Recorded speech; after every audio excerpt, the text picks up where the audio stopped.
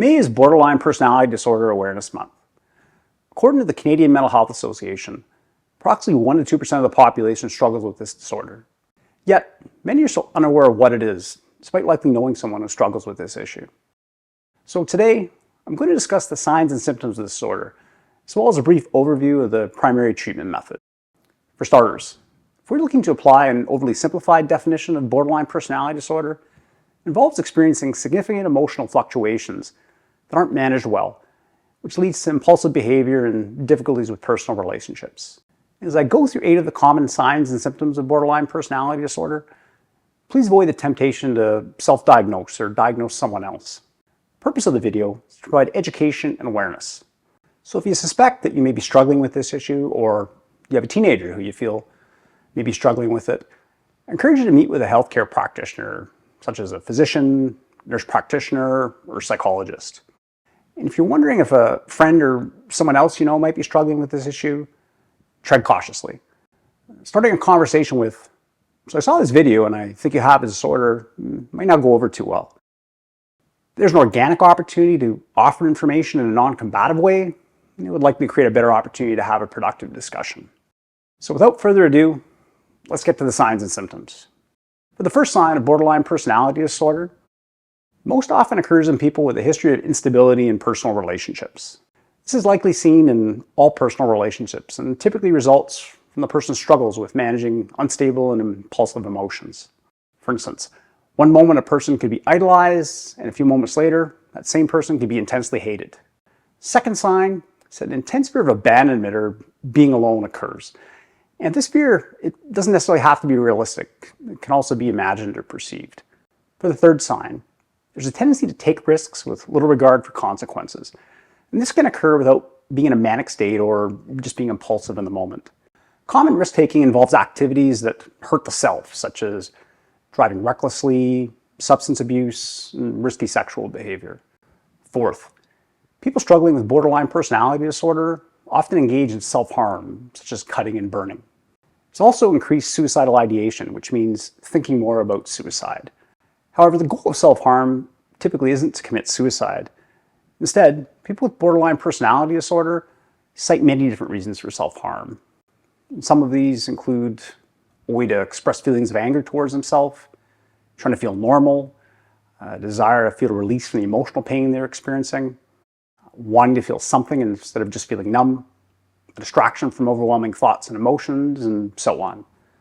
For the fifth sign, people struggling with borderline personality disorder tend to have an unstable sense of self. And with this lack of identity, people can feel lost and empty. When socializing with others, people tend to mimic who they're with in order to help create a greater sense of identity or establish a deeper connection with someone. For the sixth sign, there can be struggles with paranoid thoughts. These thoughts would be psychotic in nature, such as being certain that an alien life form is controlling all of your thoughts and actions, but rather paranoid thinking which is related to a fear of leaving them, something negative being said about them, and so on. There can also be issues with dissociation, where people appear to just zone out for extended periods of time. This could be potentially related to past trauma, as there are higher rates of trauma for people struggling with borderline personality disorder. Or it could also be a coping mechanism by the brain to help stabilize a person when they're feeling overwhelmed. For the seventh sign, there are often struggles with intense feelings of anger. This can occur quickly and appear over minor things, whether these issues are real or perceived. And the result can be strong physiological symptoms of anger that can lead to a violent response, such as throwing things, breaking objects, or even physical assault. And for the eighth sign of someone struggling with borderline personality disorder, can often appear as if they're riding an emotional roller coaster. And mood can fluctuate from feeling happy to intensely angry to depressed to highly anxious, all quite abruptly. And unlike most negative emotions, which typically peak between 10 to 20 minutes, someone with borderline personality disorder can experience these emotions for hours, and extreme cases, sometimes for days. For someone who's living with a person struggling with borderline personality disorder, can likely be best described as walking on eggshells, as the person's uncertain when the next emotional outburst will occur or what could possibly set it off.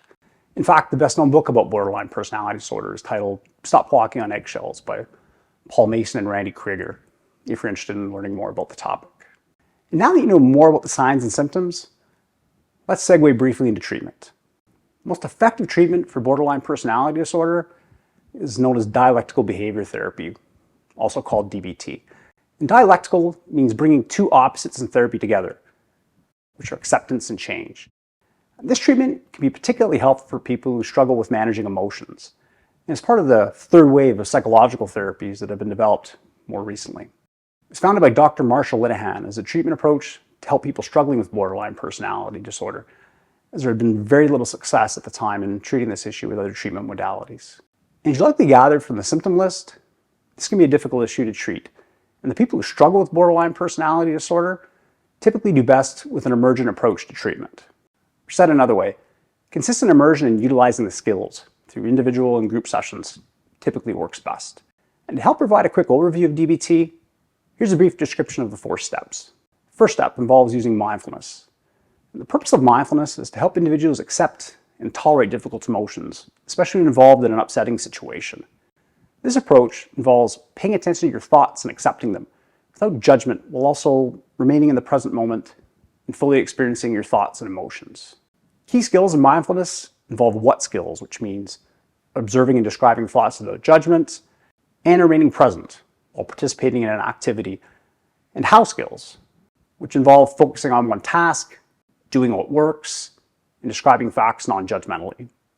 Second step in DBT involves learning distress tolerance skills, which is the ability to experience intense emotions without reacting impulsively or using negative coping behaviors such as substance use or self-injury to decrease feelings of distress.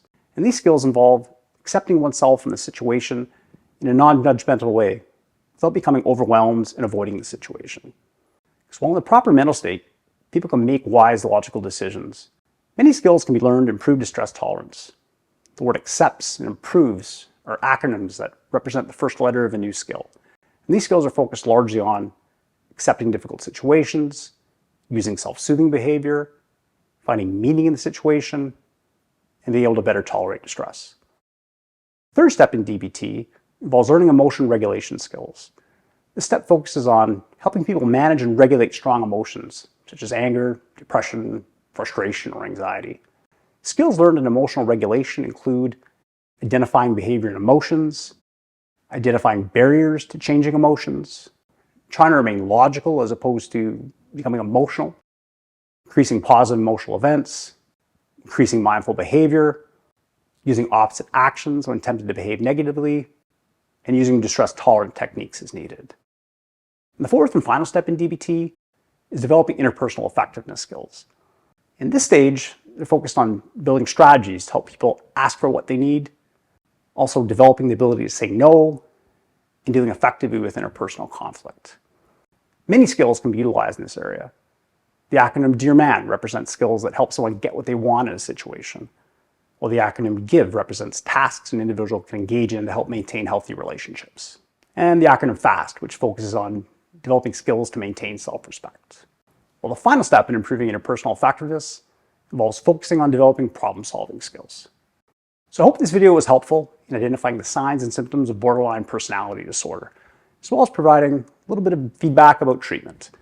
If you want to learn more about the assessment or treatment of borderline personality disorder, please contact us at Sullivan Associates Clinical Psychology. If you enjoyed this video, like it, share it, subscribe to the channel. Thank you for watching.